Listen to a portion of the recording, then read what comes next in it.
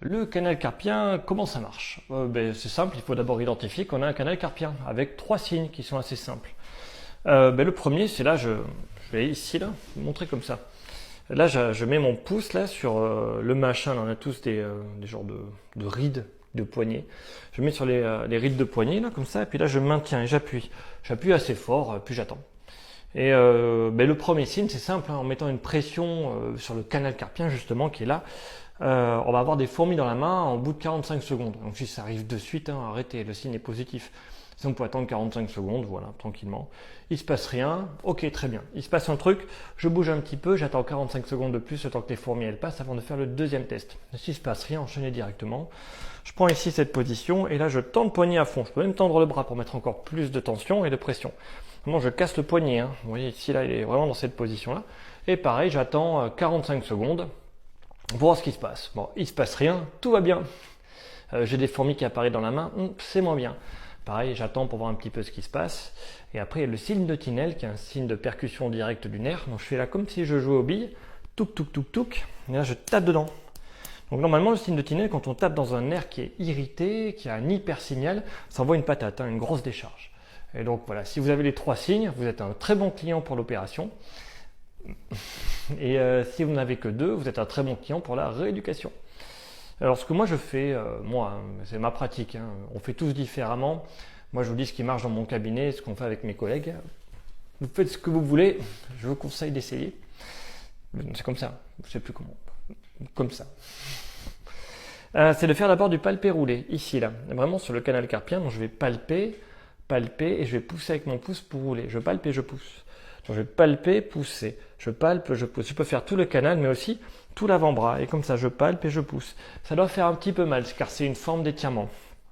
Et je vais d'abord commencer, bien sûr, par le canal carpien, un peu au-dessus. Donc je palpe et je pousse. C'est comme si je frottais, mais je dois sentir une douleur très légère qui disparaît progressivement à force de le faire. Je peux aussi faire ici, là, toute la main. Là. Le canal carpien, il déborde. Hein. J'exagère, mais c'est toute cette partie-là qui va poser problème. Moi, sur mes patients, je remonte même jusqu'en haut, hein, vraiment jusqu'en haut. Ma conception à moi, qui peut être fausse, hein, mais c'est mon idée que j'en ai de ce qu'est le canal carpien, c'est qu'en fait, là, il y a de l'eau qui permet de faire des glissements, c'est la synovie.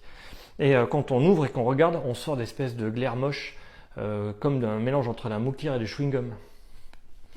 Ça, c'est le canal carpien. Donc, vous regarderez les opérations, c'est un peu ça. Et bien, pour moi, ça, c'est un précipité de synovie. Donc c'est le liquide de glissement parce qu'il n'y a plus de glissement, parce qu'on dort comme ça ou trop comme ça, ou qu'on travaille trop comme ça ou trop comme ça, trop en compression ou trop en tension. Le liquide ne circule plus, il stagne et ça fait cette espèce de glaire bizarre. Donc, le premier truc à faire, c'est de trouver des positions intermédiaires. Hein.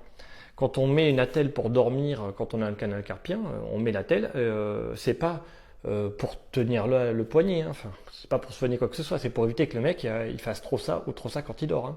Faut garder le poignet en position intermédiaire, un peu en arrière. Voilà. Et surtout ne le serrez pas hein, quand vous dormez avec, hein. Sinon vous allez comprimer, ça va pas bien se passer. Donc première chose, l'attelle c'est bien, pas serré, et c'est juste pour éviter ça et ça. Donc éviter ça et ça comme position, arrêtez de travailler comme ça ou comme ça va aller mieux. Donc le palpé roulé, premier exercice, tranquille, je peux remonter jusqu'en haut. Le deuxième, il va falloir pousser cette glaire de synovie, le truc bizarre, là, cette espèce de précipité. On va le pousser, là, on va faire des mouvements de glissement comme ça va le fractionner. Vous voyez là, je résiste pas, hein, je pousse et mon poignet se plie. Moi, je retends à chaque fois, j'appuie, je pousse. Hop, tac. Et l'idée, c'est je vous montre dans différents axes, hein, je sais pas si on voit bien. Et l'idée, c'est de pousser, en fait, imaginez qu'il y a quelque chose que vous cherchez à pousser plus loin. Et je pousse et je le fais glisser. Et mon poignet suit à chaque fois pour être souple, pour pas mettre de résistance, c'est de pousser plus loin quelque chose. Et le dernier exercice, c'est de l'excentrique. Donc là, je tiens cette position, hein, doigt tendu, et je vais briser la position. Donc là, j'essaie de résister, mais suffisamment faiblement pour réussir à battre la position. Et je bats la position. Je résiste qu'un tout petit peu. Et vous allez voir, vous allez le sentir, hein, ça va tirer jusque là. Et c'est la répétition de ces étirements faibles qui va permettre, à mon avis, dans la conception que j'en ai, de fractionner ces petits morceaux et de les faire remonter plus loin, où ils vont partir dans la circulation générale. En gros, l'idée que j'en ai, c'est, imaginez vous avez un verre avec du sirop, et ça va pas du tout, il faut rajouter de l'eau, mais le verre il est plein. Donc il faut d'abord redonner de l'espace avec du palpé roulé, pousser pour faire déborder le verre, en fait, pousser le sirop plus loin. De l'eau va naturellement venir diluer le système. Et après, là, je continue en faisant déborder le verre. Et le système, naturellement, le corps va apporter de l'eau. Donc l'idée, c'est de déplacer tout ça ici pour que ça se diffuse et que le corps puisse cycler tout ça et enlever tous les déchets. C'est très approximatif, c'est une vision très personnelle. Le seul truc que je peux vous dire, c'est faites du palpé roulé, voilà.